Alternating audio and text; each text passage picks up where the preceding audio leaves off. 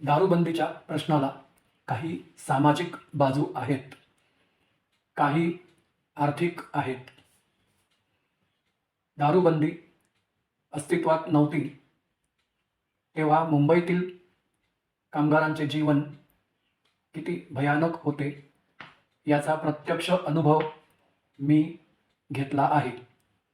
25-30 वर्षांपूर्वी मला जेव्हा जेव्हा मुंबईत राहण्याचा प्रसंग येत असे तेव्हा तेव्हा दुसरीकडे राहण्याची सोय नसल्यामुळे मी कामगारांकडेच राहत असे.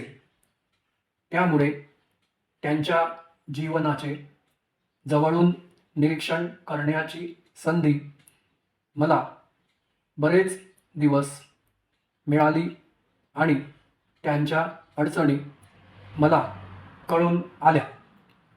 संध्याकाळ झाल्यानंतर कामगार वस्तीत काय भीषण प्रकार होत असत याची कल्पना त्या जीवनाचे ज्यांनी जवळून निरीक्षण केले आहे, त्या जीवनाचा ज्यांनी प्रत्यक्ष अनुभव घेतला आहे त्यांनाच येऊ शकेल, इतरांना नाही. आज परिस्थिती अशी आहे की सर्व कामगारांनी आपल्या कुटुंबियांना मुंबईत आणले आहे. त्यांची मुले शाळेत जात आहेत. परंतु 25 वर्षांपूर्वी काय परिस्थिती होती?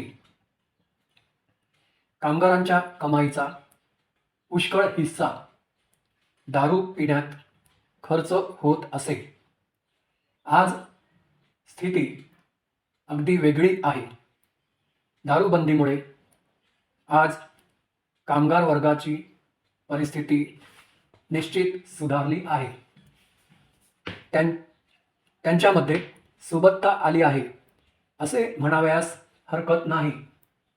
ज्यांना दारू पिऊन मरावयाचे असेल त्यांना मरू द्यावे असे जे म्हणतात, त्यांना दारू पिण्यामुळे मनुष्याचे जीवन कसे यातनामय बनते याचा काही अनुभव नसावा.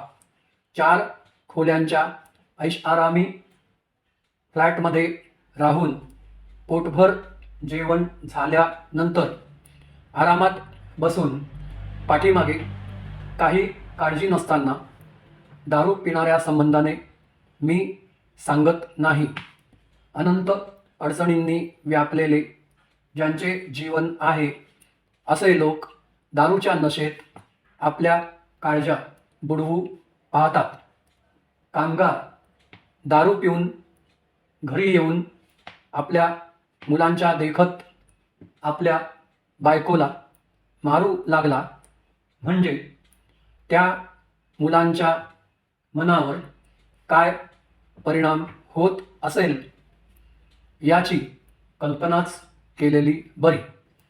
अशा प्रसंगामुळे त्यांच्या संस्कारक्षम मनावर जे वाईट परिणाम होतील ते शाळेत त्यांना कितीही चांगले दिसत असले तरी दूर होणारे नाहीत.